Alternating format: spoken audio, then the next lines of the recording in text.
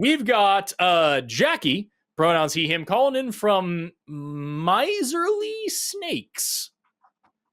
A bunch of serpents trying to pinch their pennies with fingers they don't have. We've got Jackie, who wants to make an existentialist case for following God.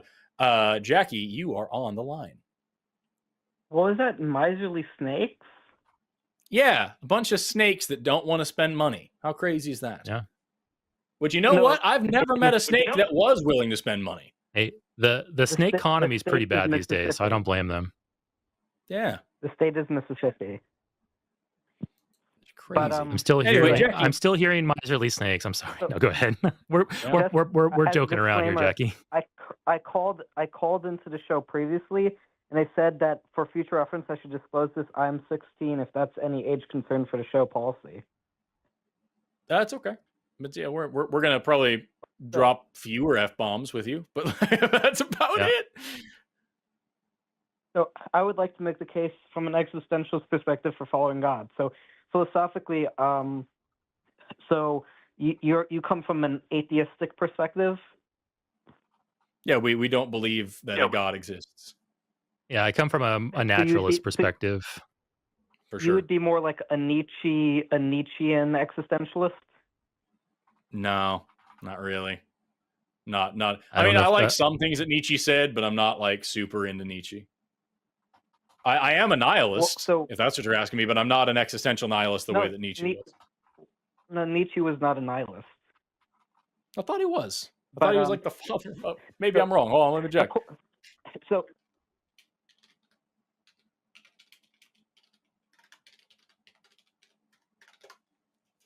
Nietzsche is a self-professed nihilist, but he took a long time to admit it. He apparently had some radical nihilist perspective. This is just from what I'm getting on like Cambridge University's website about it. Well, the interpretation I've heard from Nietzscheans is that he believed in overcoming nihilism through pursuit of will to power. But anyway, so the existentialists were divided with atheists like Nietzsche and Sartre who believe that human beings should create their own meaning. But I would believe that meaning, but I'm more of the philosophy of being than of becoming. So the philosophy of becoming says that things are in a process of constant changing of their identity, but I would disagree. I do believe there is such a thing as an eternal being, and I believe that as Aristotle's unmoved mover. And you know Kierkegaard? Yeah. What would your response be to Søren Kierkegaard's argument for following God as a solution to the problems posed by existentialism? So I'm not a philosopher. I'm a biologist, but I am familiar with these names. So you're going to lose me a little bit if we're trying to like dig into like specific arguments from specific guys, because I know who Kierkegaard is. I don't remember a lot of what I remember a little bit. Kierkegaard, if I remember correctly, he was the guy who was very close to Stoicism.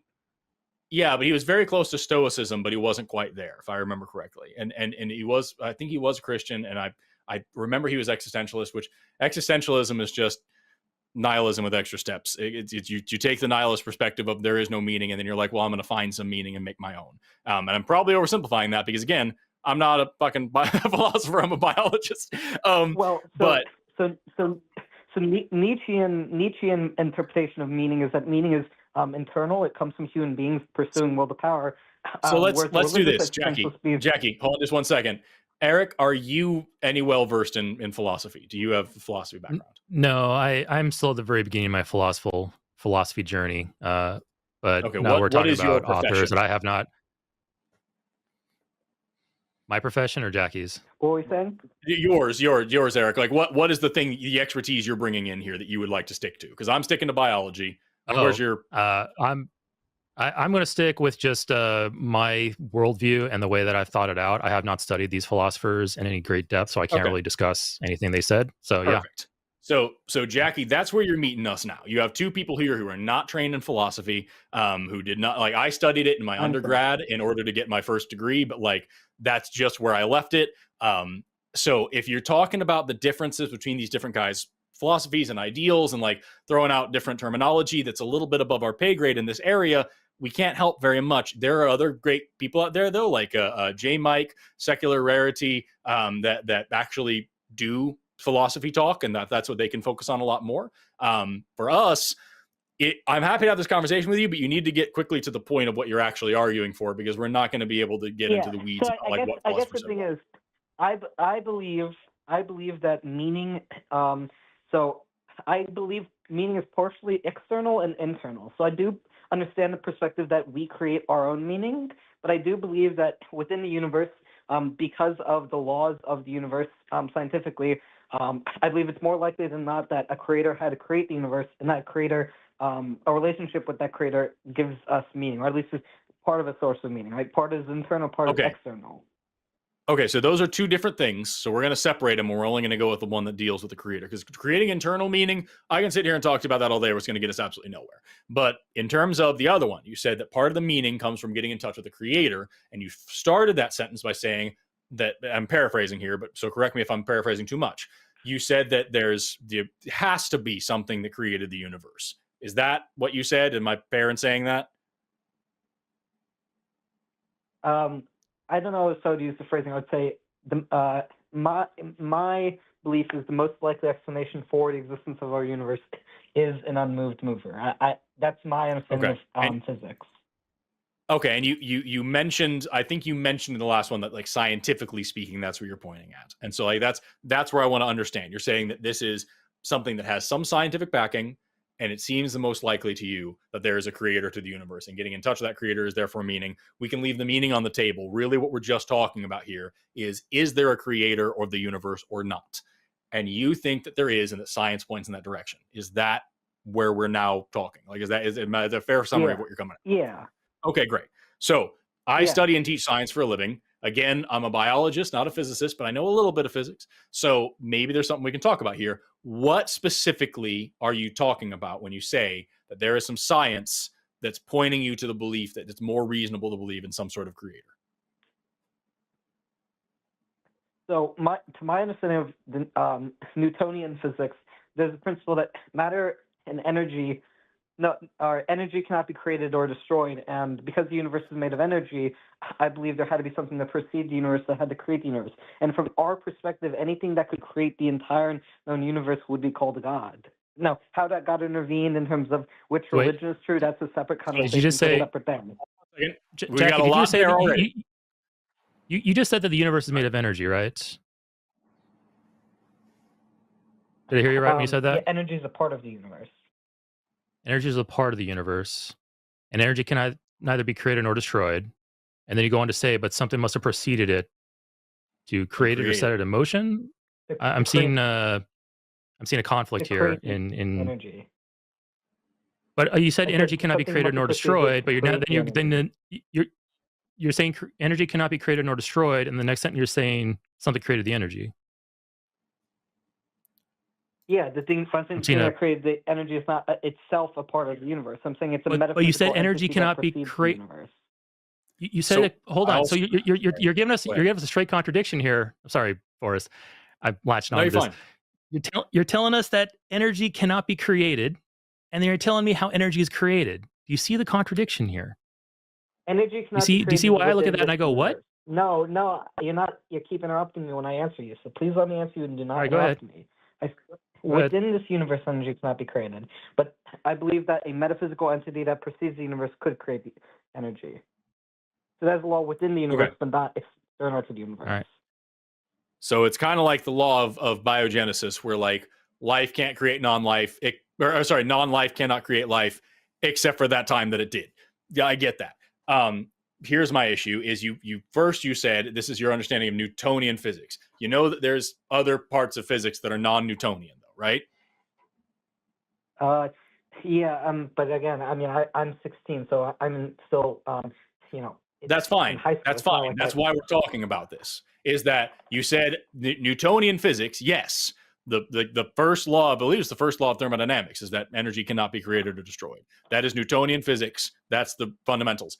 Quantum mechanics, all of quantum mechanics goes against Newtonian physics, and it is real physics that are like have real implications on the small and the large scale. Tell us a lot about the universe and how it works, and they don't behave in Newtonian ways. Does that change anything that you're thinking? if you could elaborate on how that relates to my point, then yes. It's just I don't know anything about quantum physics. I've heard of it. That's fine. It's just the point that I'm making is that like you started with Newtonian physics, and I want to understand if that was a really meaningful thing that you were saying, or if you were just saying the word Newtonian because it's a word that precedes physics in your head. Like, and that's what I want to understand. Do you mean all physics proves a God, or just the physics that you're specifically speaking about, or is it just your understanding of physics at this point in your life? Because there's a big difference to your argument between those three. The third category. Okay, that's fine. That's totally fine. I'm not trying to talk down to you on that. I just want to know what we're actually talking about. So, like, if your understanding of physics at this point points to a God, let's play a game then. Let's say we don't know absolutely anything about the universe, about physics in general. We have no flipping idea. We are cavemen. We don't know anything about anything. Does that then give us a reason to believe that there's some sort of supernatural entity out there? From the perspective of a caveman who doesn't know anything about the universe, then pondering a philosophical question like God would be pointless. It wouldn't be. At least because even if you don't know anything, there's still a reason to ask questions. That's how we got to where we are today, is by people asking questions. Okay, so you're saying they would eventually learn. Yeah. So if you're a caveman, eventually the more you learn about the world, that leads you to believe that energy cannot be created or destroyed, and then that leads you to believe in God. Yeah, that's not what I'm getting at. What I'm getting at is you and I can get into the physics of things and talk about why, physically speaking, there's really not a great reason to believe in a God or anything like that. I'm not a physicist, so it's not really useful. And you're 16 and don't know a lot about physics, so it's not really useful. So that's not a productive conversation. I think it might be interesting for you to take into account the fact that like the vast majority of physicists are also atheists. So the people who actually study the physics that you're using as a basis for your belief don't agree with your belief. That might be telling. But I think what's more important to do is just to dissect what you're talking about here and say, if we didn't know where the universe came from, we didn't know anything about the Big Bang, we didn't know about matter and energy, we didn't know shit, would that then be a reason for us to start prescribing magical reasoning behind the universe and saying, oh, well, there's this guy, and this guy did it? Is that a reasonable jump to make? If we didn't know about the laws of physics or about the Big Bang, then no, I don't see understand the reason why a person comes to believe there's a God. Okay, but so then why are you doing that why are you doing that then with the knowledge? Because what you're presenting us here is this kind of weird God of the gaps almost. You're saying, well, we know that the universe had this beginning, and we know that there's this matter and energy and stuff. It had to come from somewhere, and so it was a guy. And it was this guy named God. And that's what you're giving us. And I'm saying, even if you didn't know any of that, you just know the universe exists. You don't have to bring physics into it at all. All you know is that you woke up, and here's the universe, and you're in it. Is there a reason for you to then say, well, this had to come from somewhere and that it was probably a guy? Or is it more reasonable to say, I don't know where this came from, period. I hope to find out someday. That's the end of the statement. No, I just gave you the logical through line of the ideology, which is my understanding of energy cannot be created, matter destroyed. The logical conclusion. Jackie, I'm sorry to interrupt you again, but you're missing what I'm saying. It doesn't matter what your understanding of physics is. The question that I'm asking is completely like separated from that. Your understanding of physics is irrelevant. Physics as a whole, the entire field of physics is irrelevant. You're saying, here's my understanding of science, and it kind of points to a God because I'm missing this chunk. That I don't know where the matter came from. I don't know where the energy came from. You don't need any of that. I'm asking you, if you didn't know anything, would it be reasonable to then come to the point where I say, okay, well, then there must be a God? You're creating a hypothetical, but that hypothetical, why is that hypothetical relevant to our conversation? Because Jackie, what you're doing... Jackie, the point that Forrest is... what you... Sorry, if you let me... I'm sorry. It's fine. It's fine. If you're going to say something I'm not, please also say it. But like the reason why it's important is because what you're giving us is this kind of God of the gaps fallacy. It's the same reason when people call and they say, okay, well, if you believe in the Big Bang, what happened before the Big Bang? Who started the Big Bang? who is the unmoved mover, right? We get this call all the time. And the answer that I give all the time... That's a perfectly logical question. It's not, because the issue is we don't, like, the Big Bang was the beginning of space and time. Time started at the Big Bang, and space began expanding. It's the expansion of the entire universe. So for you to ask what's going on before that and what caused that, you are asking what happened at a time before time was a thing, in a place that wasn't inside the universe. You're asking me what happened before the word before meant anything in a place that wasn't anywhere. I don't know what that means. That's a crazy question to ask. It doesn't mean there isn't an answer. Maybe there is, but the question doesn't logically make sense. And so, like, I don't even know how to begin answering it. So what I'm trying to get at here is that rather than going down that dead end, where we get to a point where we're like trying to debate the meaning of physics, which isn't going to make any sense because you're a high school student and I'm a biologist who isn't a physicist. There's no reason for us to do that. Rather than doing that, take physics out of the equation and say we don't know anything at all about physics, about the beginning of the universe, about where planets or stars or life comes from. We don't know anything.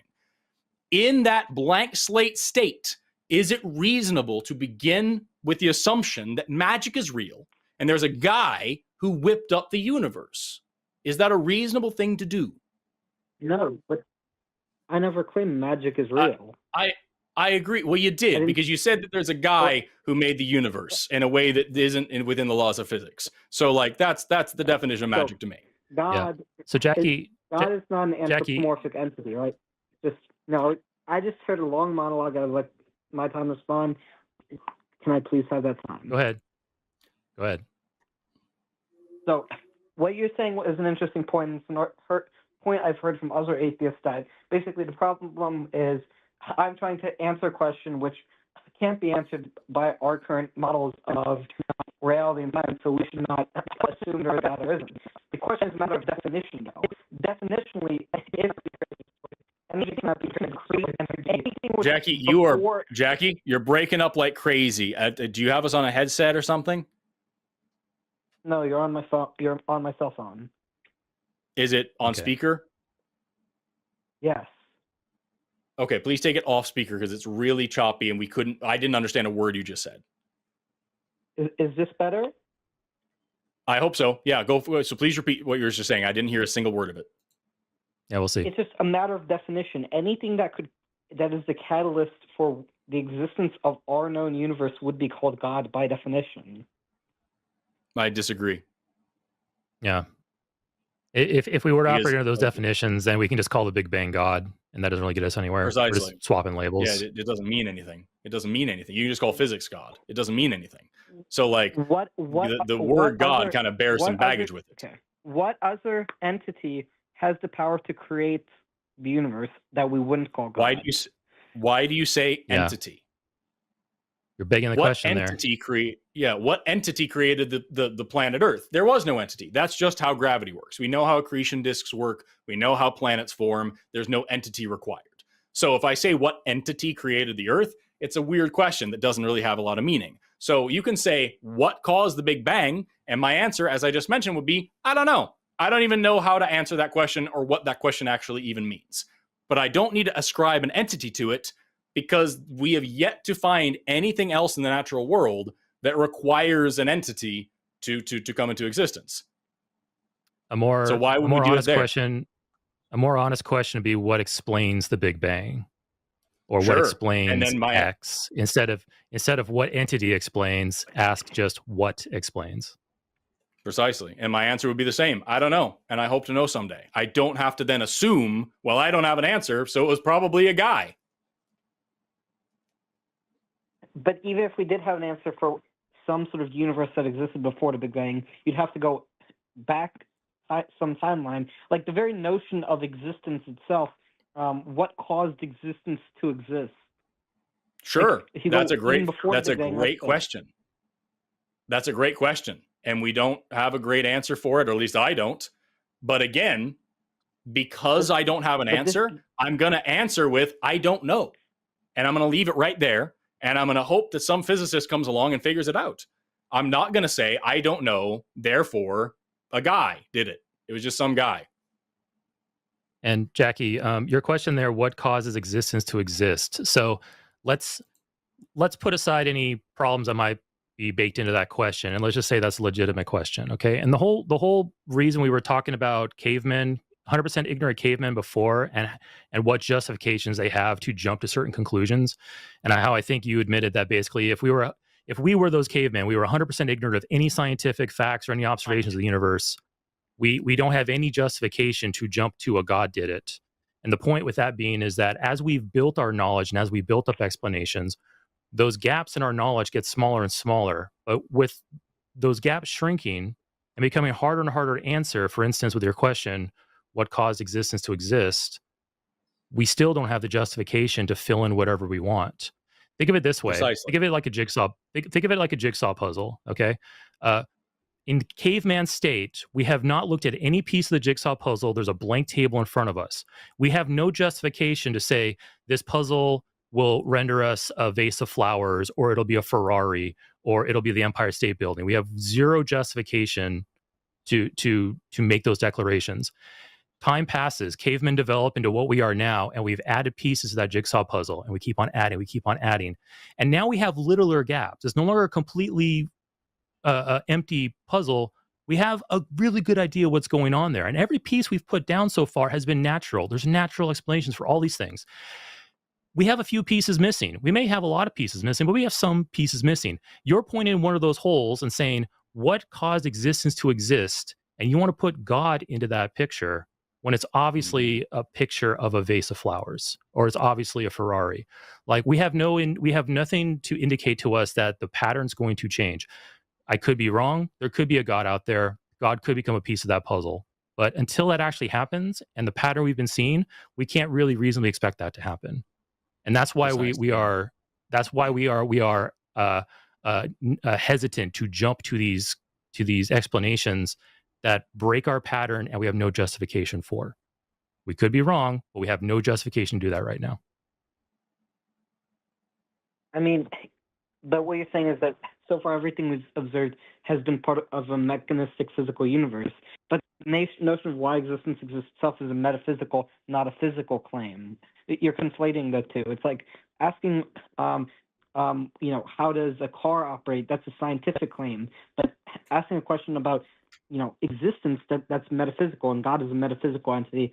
He's not present in the physical world. In fact, God has physical presence in idolatry. So that means you're putting together two jigsaw puzzles, one to talk about the physical existence, the other one to talk about metaphysics. So our analysis of one puzzle doesn't tell us anything about the other puzzle. Like, I don't see how you can make that jump there, because now if you want to say, well, we're not talking about the physical, we're talking about metaphysical. Sure. You're either dealing with the same puzzle, you're dealing with two different puzzles, the same question or two different questions. But again, you're gapping your knowledge, no matter how big or small, doesn't give you justification to go to what entity did this. It should always be what explains this, because what doesn't disqualify anything out of hand. What doesn't? What's the honest? What is the explanation? Is the most honest question to ask, because you aren't disqualifying anything out of hand. Right. Your God could be in there, and I believe the most. You can't. And I believe that. Go ahead. And I believe the thing that would fill in the gaps with the fewest logical assumptions is an eternal, all-powerful God. Right, but that's not true. Big assumption in my book. Like that's a massive assumption in my book. We have a universe where every single thing is described by natural processes, and you're coming in here and saying, well, we don't know where the natural processes come from, therefore I'm going to bring in this new supernatural process, this new realm of possibility where this guy lives in the place outside of everything that we know to exist. It's not a guy. Who is it? It's just some guy. Who? It's an eternal, all-powerful entity. So just a thing that has it. I didn't say it was anthropomorphic. I just called it a guy. Just some guy, because that's what it is. Guy is an inherently anthropomorphic term. I don't know, man. I call like all sorts of stuff guy all the time. I pick up a pen. I'm like, look at this guy. I'm just saying it doesn't matter what term we're using. You're giving a causal agent the responsibility for the universe. Does this non-anthropomorphic entity have a mind? It is capable of self-understanding. Okay, so it's thinking. And make decisions? What was that? Does it think and make decisions? Does it think and make decisions? Yes. It's a guy. Okay. It's a guy. I don't know what you're telling me, but like that's. I'm not saying it's a man. I'm saying it's just some guy, and like that's but it doesn't matter what words we're using. You're still the fact of the matter is you're giving us an explanation rooted in something that we don't have any actual evidence for, about something that we don't have any reason to believe actually exists, and that if it does exist has massive moral implications and a lot to answer for. You're adding a tremendous amount of assumptions and a tremendous amount of baggage to your claim, rather than just saying, I don't know. Wait, just let me ask you this. Have you ever taken any scientific methodology course in college? Very yes. So scientific methodology, there's a difference between a logical argument from deduction and induction. I'm making more of an argument from deduction and induction. So I'm not presenting evidence and going from there. I'm saying, these are the negative attributes of, and filling in those gaps. It's more of a deductive argument than an inductive argument, if that makes sense. Right. And that's why it's not scientific. Because in science, we use induction. We only use deduction at the end of the line. We start with induction, where we say, here's the facts on the ground. Here's what we know. What model can we build from that information? And so, like, if you did that, you would see that there is no piece of the puzzle that is even slightly remotely indicative of any kind of higher power. So you have no reason to assume that it's there. And but even without it, the whole my caveman analogy earlier. But I'm using a deductive epistemology. What I'm saying is, even with deduction, you have no reason to make the leap that you're making. You're saying, well, I don't know of a way that this thing could happen, and I don't know why this thing is happening. Therefore, it's probably just some guy. And like, that's a huge leap. That's not a deductive reasoning. That's just leaping and jumping in and like putting in your worldview that you want to be real. You don't have any evidence for a god. You don't have any evidence of any supernatural realm outside of the universe. You don't have any positive evidence for any of these things. You're just saying, I don't know what's here, so it's a guy. And that's not how logic works. So, Jackie, I know you're 16 and you're still in school, so it's okay if your answer is no to this, but do you understand what like a logical syllogism is with premises and a conclusion and how it's both valid and sound? Like, are you familiar with those concepts? I've heard the term syllogism, but I couldn't exactly define it for you. Okay, that's no worries. So, I mean, that when you get into college level courses, one of your level 100 logic or philosophy classes will go into a formal logic, symbolic logic, stuff like that. But basically, if you think you have a deductive line of reasoning that takes our current known facts and you can lead to that some entity exists, which me and Forrest jovially call a guy, but you can call it whatever you want. Mm-hmm. You should be able to formalize that in an argument where you have premise 1, premise 2, all the way down to premise n, and then conclusion, this entity exists and is responsible for the universe that we observe. You should be able to formalize that in a way that is both valid and sound. And I understand you're probably not at that point where you can do that yet because you're still familiarizing yourselves with the topic. But if you really think that you are deductively reaching this conclusion and that your logic is sound, then formalize it into a paper and then show it to us. Because then we can start looking at it and going, okay, let's really dig into this argument. Let's really see these premises are true and see that if it actually does lead to the conclusion. And you might take a few years. If you familiarize yourself with those concepts now, there's lots of YouTube videos out there to teach you those types of things, or wait till you get to that college level class if college is in your future. I welcome you to do that. I would love to see a formalized syllogism for what you're saying here. Yeah. Well, so what you're saying is the syllogism is when you present your multiple premises that you're going to be operating off of and then coming to a conclusion based off those premises? Yes, it's a logical argument, formalized on paper where we can read it and analyze it. Well, so the first premise I would operate off of is that everything which currently exists had something which preceded it that caused it to exist. I already have an issue. Eventually had to. Yeah, we already have an issue with premise one because that's the whole thing about the Big Bang is we don't know what was before that, or if the question of what was before that is even a question that's possible to ask. So like immediately I can say that like pretty much everything I see around me had a precursor, sure. But if you're talking about like the universe as a whole, I don't know how to answer that question properly. So I can't accept premise one. Yeah. But that's the premise which all other scientific experiments are based off of. No, it's not. If you see somebody who's dead, you don't assume that, it would most likely you would assume they either died because something caused them to die, like they tripped, or somebody killed them. But both of those are examples of a cause.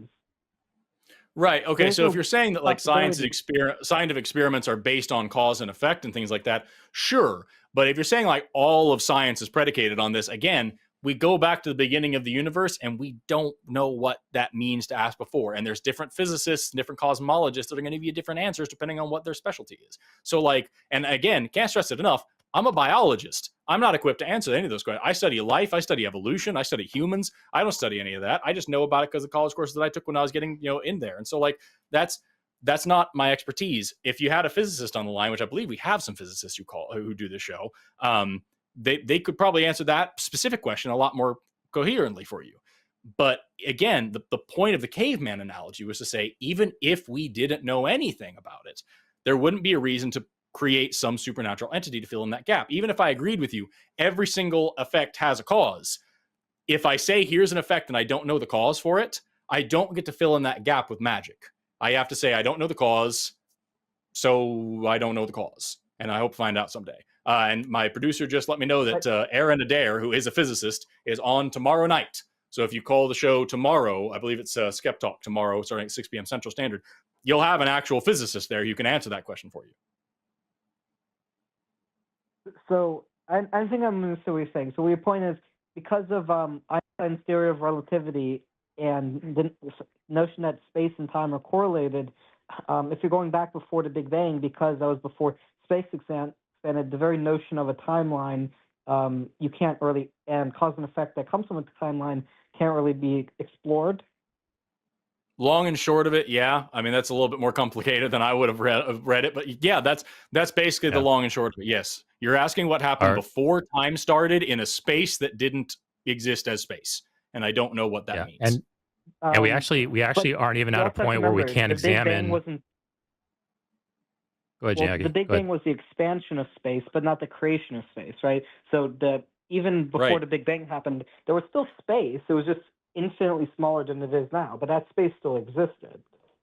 Sure, but like you're talking about a guy who lives outside of there that was able to cause that and create that, because that can't come from nowhere, right? So you're asking about a guy who lives outside of space in a place where time doesn't exist, so there is no cause and effect, who then created time and space and cause and effect like that. What does that mean? I don't understand what you're asking me here. And even if I didn't know anything about any of this, sorry, go ahead. The response to that would be, it's, again, a metaphysics versus physics discussion. God, if he's a metaphysical entity, doesn't have the same bounds that a physical entity like you or I have. Like, the same scientific processes don't necessarily apply to him. Okay, Can you demonstrate any example of anything that doesn't behave under the same laws of physics that we operate under? Nothing within the physical universe that I can demonstrate operates under that. And so you're saying that like this, that your actual argument here, as I'm hearing it, is if there's a guy who doesn't obey the laws of physics, then he could do this stuff. And therefore he did. And that's not how logic flows. You have to first demonstrate that the guy is real and that the place that the guy lives is real and that he can create the universe, and then that he did create the universe. And then we're going to talk about how and why he made such a terrible universe. Like that, those are all the line of questions. You can't just say, if this exists, then it does. That's like me saying that if there are gnomes under my house, then maybe their circulatory system is made up of cotton candy. Like that doesn't, I haven't actually said anything. And I can't now try to prove to you that gnomes exist. I have to first go out and demonstrate the reality of the claim that I'm making. So for you to say, I don't know where the universe came from, and therefore, if there was a guy who didn't behave by the laws of physics, then he would have been able to do it. So he does, and he did, and that's how it works. That's just saying if, and then making the if into a yes.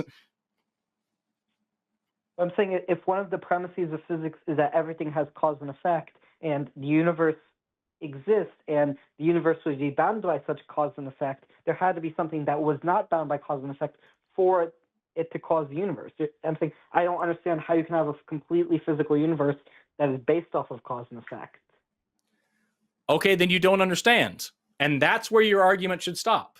And you should go talk to a physicist about it and see what they know. And if nobody knows, then you should go and study it and try to be the one to figure it out. But what you're doing is saying, I don't understand this, and I can make up a magical way that it works, and therefore that magical thing is real. And that's not appropriate. You shouldn't be doing that. You wouldn't do that for anything else. Again, that's what my caveman analogy was all about. If we didn't know anything at all about science in any way, you wouldn't be doing that for everything else. You're just doing it right now because you know the limit of your understanding, and it makes you uncomfortable to not know a thing. That's what makes a great scientist. There's lots of shit that I don't know. There's more things that I don't know than I do by a lot. And I hate that. And that's why I study what I do. That's why I try to learn new stuff. But I don't get to say, you know what? I don't know where this species came from. Probably magic. And then leave it there. I have to go get positive evidence for what's actually going on and back up my claims. I can't just say, it was just some guy. That doesn't make sense. It's not good enough. What you're saying is that cause and effect isn't an intrinsic principle of the physical universe? That's not what I just said at all. I know, but it's the conclusion of what you'd believe would be, what I'm saying is my premise would be any physical universe which is bound by cause and effect had to have something that preceded it. I'm saying that's a definitional thing. Right. The law of biogenesis in biology is that all life comes from other life. Cell theory in biology says that all cells come from pre-existing cells. So there's two laws here, one law and one theory in biology that say that only living things make other living things. How did life start? Do I now get to say, well, life's here and it wasn't always here, so therefore it was some guy made life? But that would therefore mean that you believe there is an exception to the cause and effect. There's at least one exception to the cause and effect. There's an exception to the rule of biogenesis, and there's an exception to cell theory, and that this is where these things start. And we're learning more about that, and we're trying to understand it. Here we have the Big Bang, which is the beginning of space and time, and we don't know even what the question of what was before that could possibly even mean. And we're learning about it. And we're trying to figure it out. I'm not saying that there's an exception to the rule of cause and effect. I'm not saying that there's something in the universe that is causeless. I'm not saying any of that. I'm saying, I don't know. And I hope to find out one day.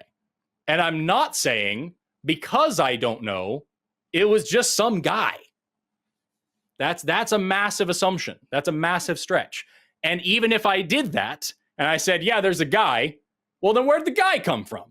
Does the guy have a cause? Surely that guy didn't just pop into existence. Who made the guy? And where's his parents at? And fuck them. Like there's the whole thing there is just, it's logical nonsense that you wouldn't use for anything else in your life ever.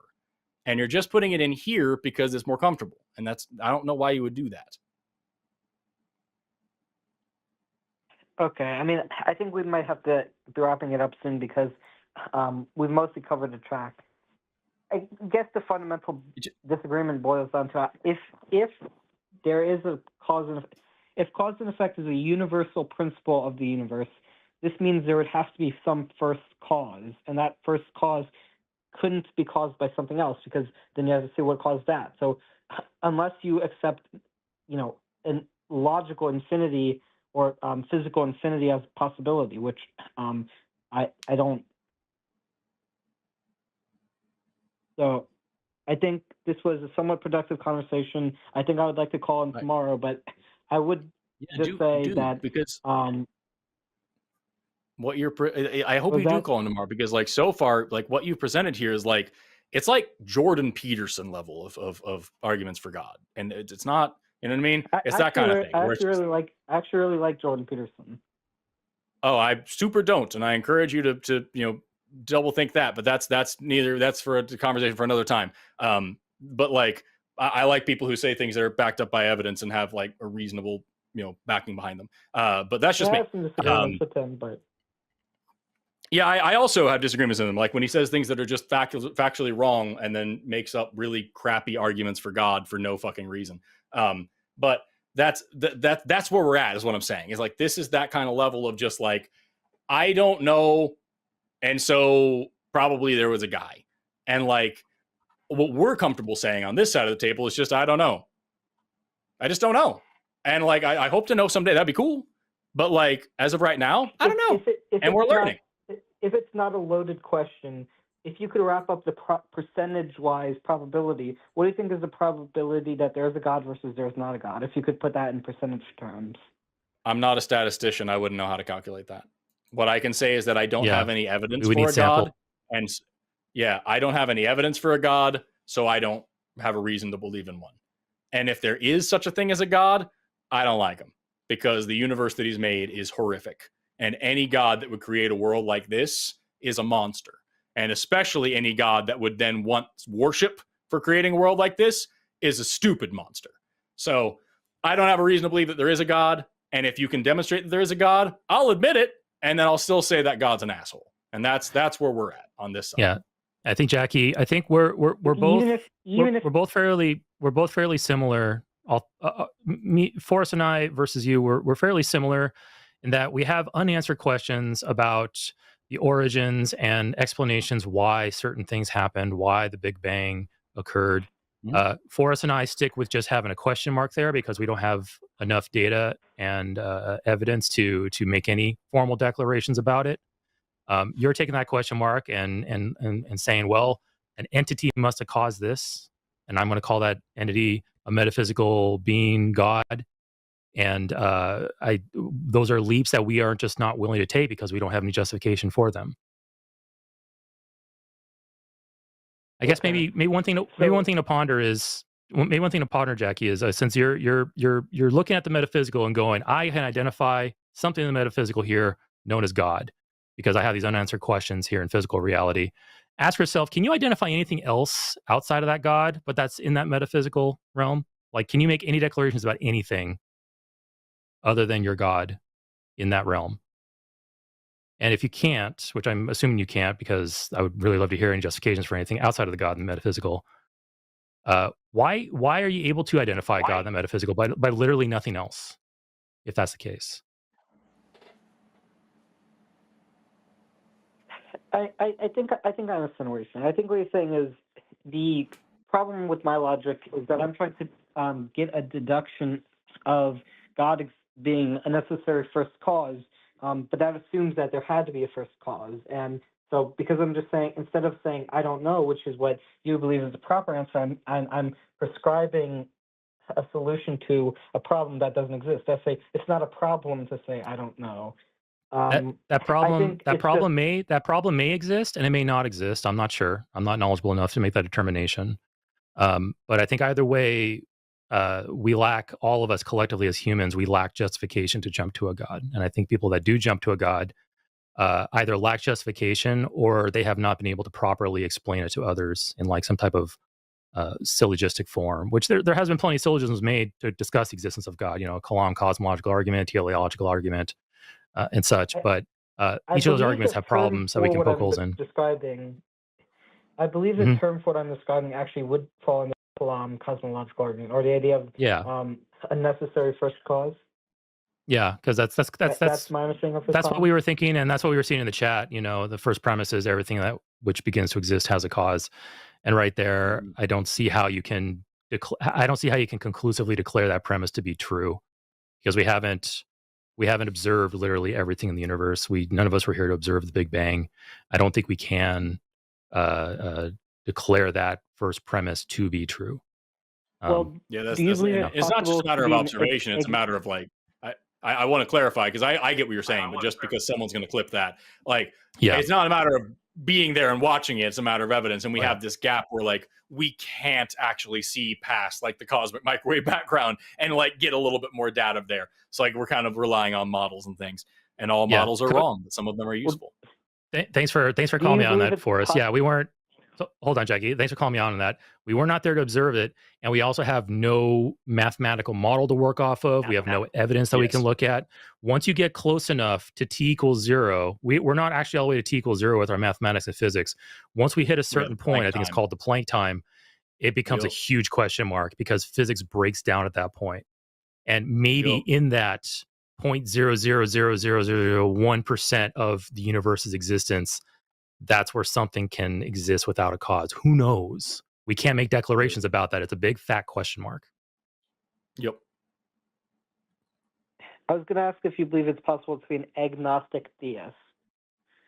Yes. Yeah, that's agnostic is just the term to describe whether or not you know something. So some people use it just to mean on the fence, but the actual definition is just knowledge. And so you can be an agnostic atheist or an agnostic theist. Or you can be a Gnostic theist or a Gnostic atheist. But if you're an agnostic, you just say, I'm leaning this direction, but I don't actually know for sure. I'm pretty sure everybody on this show is an agnostic atheist. I'm willing to be proven wrong, but I have no reason to believe it. I am an agnostic. I've seen some of the lines. Shannon Q describes herself as more of a hard atheist. Yes, Shannon Q does. Yes. Yeah, that'd be a Gnostic atheist. Yep. But to kind of illustrate... To kind of illustrate, I am an agnostic alienist. I believe aliens exist, but I don't claim to know aliens exist because I don't have enough evidence to elevate that belief to knowledge. Right. Yeah, but I'm saying you guys seem to not really... I understand what you're saying about we don't know, but you seem to be also dogging on agnostic theists, because agnostic theists also say we don't know. It's just they're proposing a model which they believe is more likely. But I don't know why you guys also, on top of dogging on Gnostic theists, also dog on agnostic theists.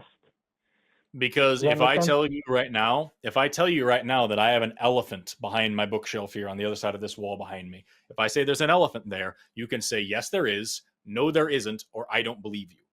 Yes, there is, or no, there isn't requires evidence. Just saying I don't believe you doesn't require evidence. You're saying I'm waiting for you to give me the evidence. But if you're a agnostic elephantist, and you're going to say, yeah, I believe the elephant's there, but I'm waiting to be for sure. I'm not sure, but I'm pretty sure it's there. That still requires a reason to believe it. That still requires some form of evidence. To say, I don't know, and I don't think you're telling me the truth, that is that's the null hypothesis in science. That's where you're starting from the assumption that you are wrong and you don't know until proven otherwise. And when it's something like, if I bought a pizza last night, you can probably take my word for it. You don't need a tremendous amount of evidence. If you really want to check, you can check the receipt, you can check my trash, you can whatever. But like, if I tell you that I can fly or that there's a God, that's a really big claim. And that's something that you should require some actual positive evidence for, not just, well, here's this gap in my understanding and God fits in that gap. You need positive evidence for the elephant. You need positive evidence for flight. You need positive evidence for a God. You can't just say, I kind of don't know, but I'm going to go with it, because that's an illogical position to take. And the way I approach those conversations, Jackie, is if I'm talking to a Gnostic theist, I see that as a person who is claiming that a God exists. If I'm talking to an agnostic theist, I'm usually think I'm dealing with a person who suspects a God exists, but they aren't jumping to the actual claim.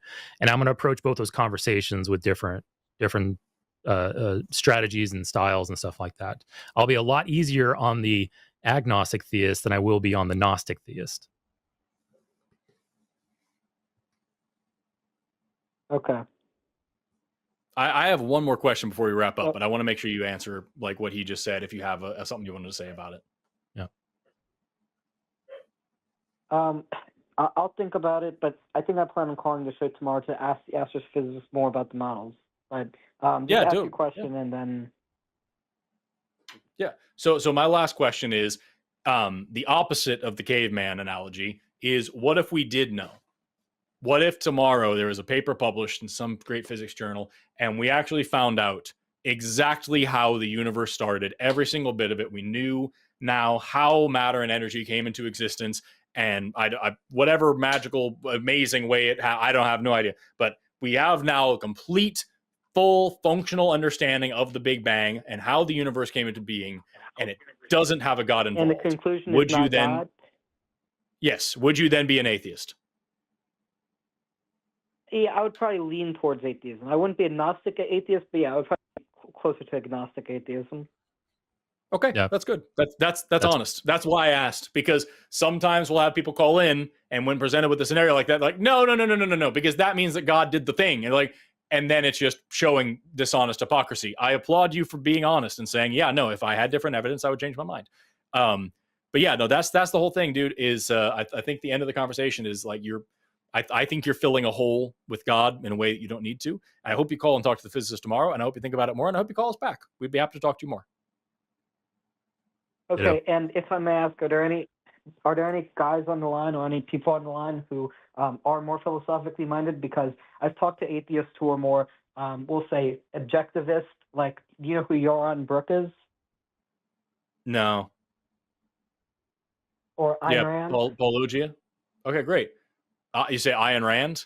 Yeah. So, yeah, she's that kind of objectivism. Yes. Different... I thought you meant something entirely different. Yeah, no, objectivist philosophy by Ayn Rand is hot trash. I agree with it. Yes, I'm not a fan of that whatsoever. And any atheist that purports to be an objectivist, I'm not a fan of. Paulugia, you'd say, is the guy I know atheists with different philosophical schools, so you'd say Paulugia is the atheist person on the line who does know more about the philosophical schools? Apparently. Yeah, that's what the producer's saying right now. Also, there's a guy named J Mike, who I know is real good at philosophy. And I think he's been on this channel before. He's also sometimes over on the atheist community of Austin's channels, like Talk Heathen and the Atheist Experience. So you can talk to him as well. He'd be good at it. But I believe Paul is the one over here that can talk to that a little bit better.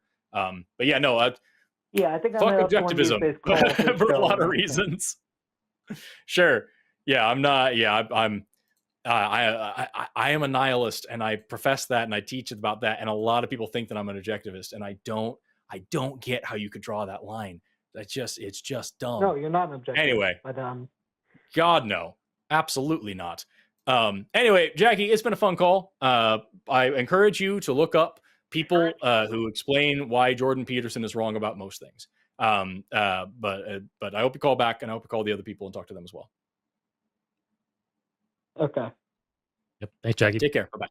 Hello, everyone. I'm Jimmy Snow, executive producer of The Line, and the rumors are true. Forrest Valkai is, in fact, a hostage in my basement. If you would like to contribute to his freedom one day, you can do so by supporting us over on Patreon or becoming a channel member. There are specific tiers for specific shows or the channel at large. You can also send us super thanks. Those are great. You can like, comment, and subscribe. Also, fudge the algorithm. Go to one of these things. The algorithm doesn't matter. It thinks it knows you better than we do. Better than you do? I know you better. Hank. There's a bunch of people named Hank. I just freaked way out. Okay, go to one of these.